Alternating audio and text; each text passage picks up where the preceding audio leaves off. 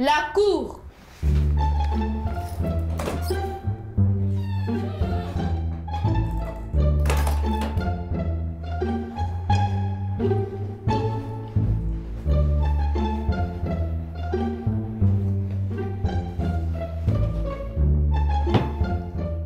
Asseyez-vous.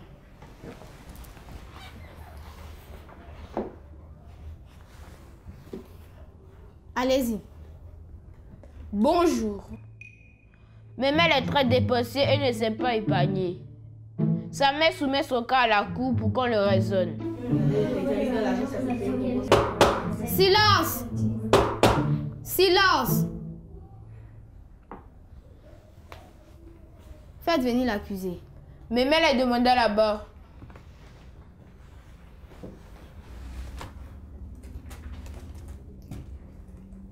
Vous cherchez quelque chose? Oui, le petit portefeuille que m'a offert ma mère.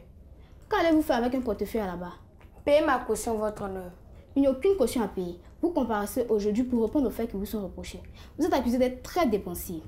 Votre honneur, l'argent pousse sur un arbre. Et comment s'appelle l'arbre qui produit l'argent? L'argentier. Silence! Silence! Memel, avez-vous déjà vu l'argentier? Non, mais je suis sur le point d'en avoir un. J'ai planté un billet de 1000 francs que maman m'a donné. Je l'arrose chaque matin et chaque soir. Un jour, il donnera un bel argentier avec des billets de 1000 francs qui tomberont de partout. Silence! Si c'était comme ça qu'on gagnait de l'argent, personne n'oserait travailler. Maître Kalou, l'accusé vous attend. Merci, votre honneur. Mémel, votre mère vous accuse d'être dépensier. Que répondez-vous à cela?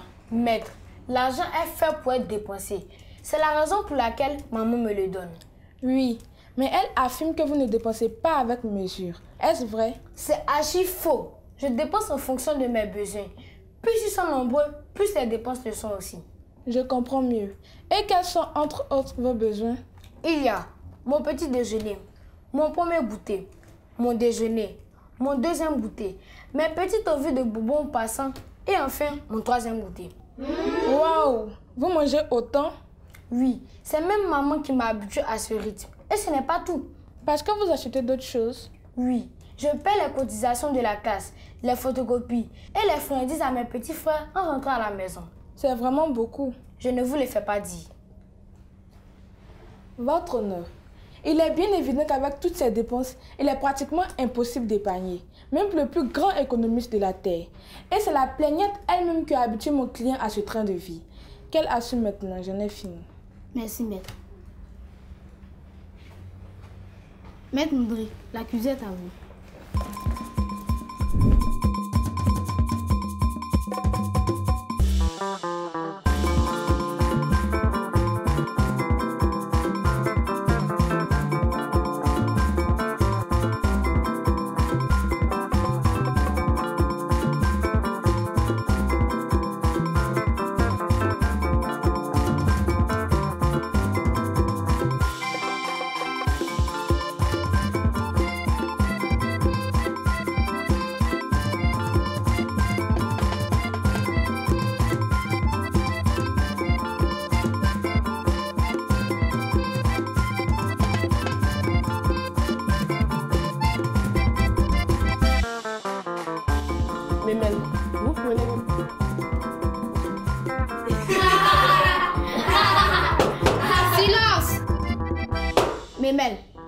Memel, excusez-moi, votre honneur. Tenez-vous bien.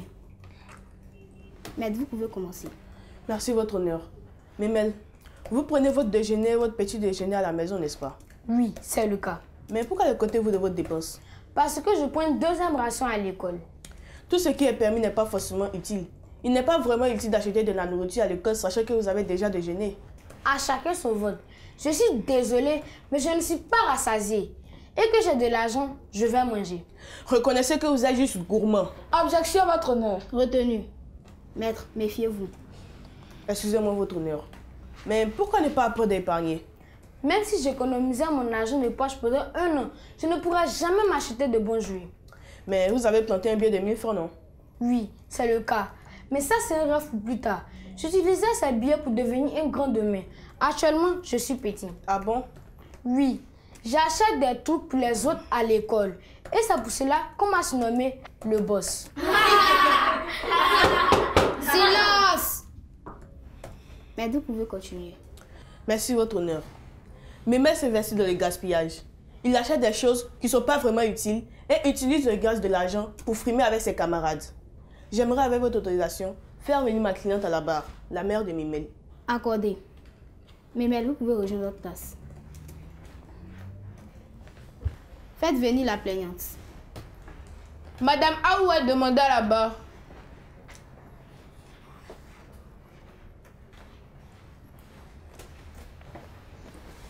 Madame, pourquoi qualifiez-vous votre fils de dépensier? Parce que c'est le cas. Il ne fait aucun effort pour épargner. L'argent de poche que je lui donne, c'est pour les imprévus et pour les petites fins en passant. Il n'a pas le droit d'acheter toute l'école quand même. Mais pourquoi tenez-vous à ce qu'il épargne à son âge? Pour qu'il soit responsable. Je ne lui demande pas de remplir une caisse tout entière, mais d'utiliser l'argent quand cela est nécessaire. C'est compréhensible. Votre honneur, ce sera tout pour moi. Merci, maître. Maître Kalou, si vous avez des questions à poser à la plaignante, c'est le moment. Merci, votre honneur. Madame, quand Mémel rentre le soir, il vous fait le compte rendu de ses achats? Oui, il me dit tout ce qu'il a acheté. Dans ce cas, pourquoi vous plaindre alors que vous connaissez ses dépenses? Si vous voulez qu'il épargne, augmentez donc son argent de poche. Je ne sais pas ses dépenses avant les achats. Donc, vous lui donnez de l'argent et vous voulez contrôler l'usage qu'il en fait. Ce n'est plus un gamin voyant. Votre honneur, j'en ai fini. Merci, maître. Madame Aou, vous pouvez rejoindre votre place.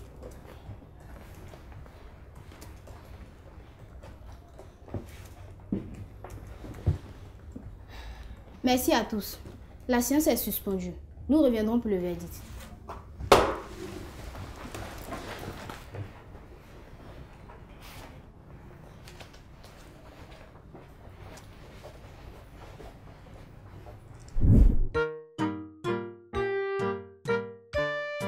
L'actualité.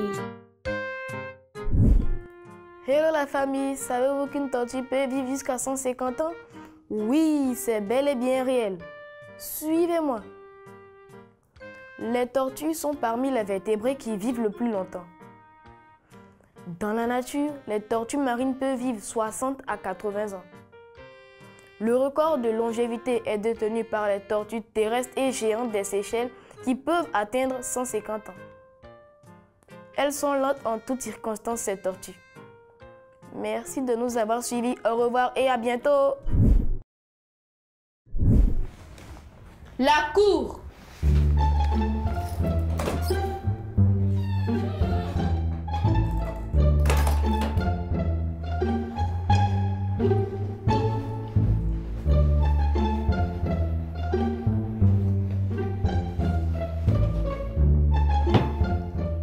Asseyez-vous.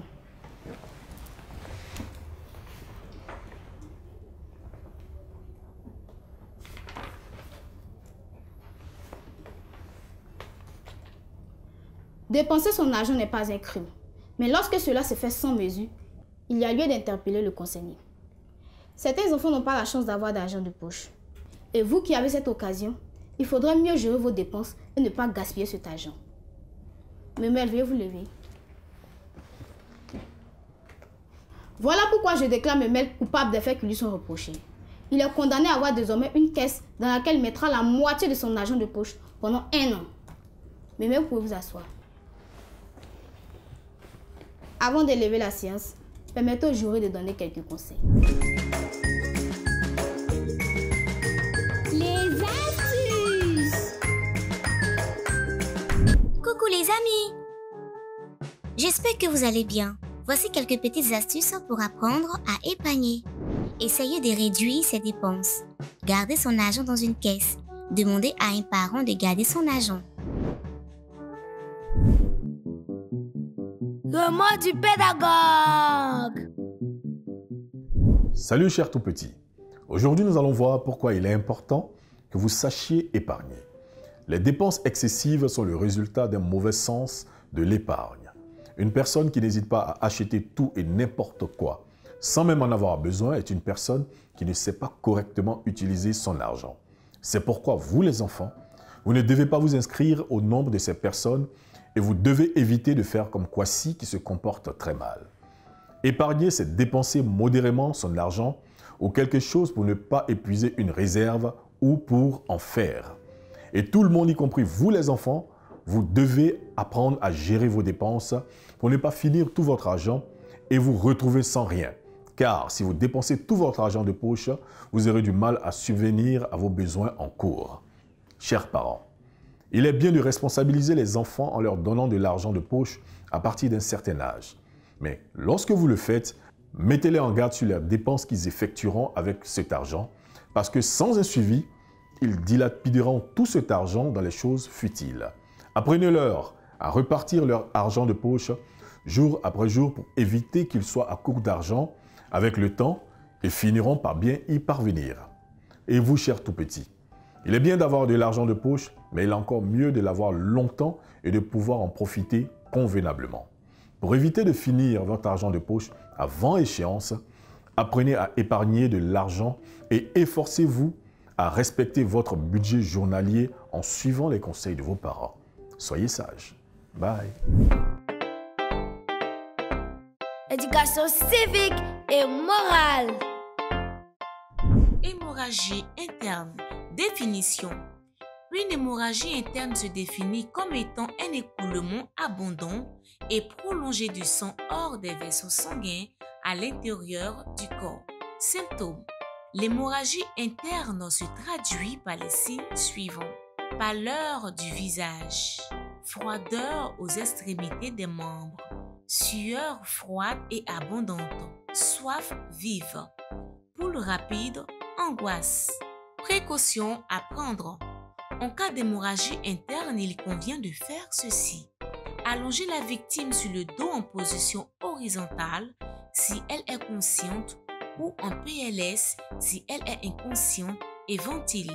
Pratiquer la RCP si elle est inconsciente et ne ventile pas. Alerter les secours médicaux. Surveiller la victime jusqu'à l'arrivée des secours. Ne pas lui donner à boire. Prendre le pouls à chaque 5 minutes. J'espère que vous avez bien noté nos conseils. Tâchez de bien vous comporter. Sinon, vous viendrez au banc d'accusés dans cette cour qui est l'un des cours de récré. La séance est levée.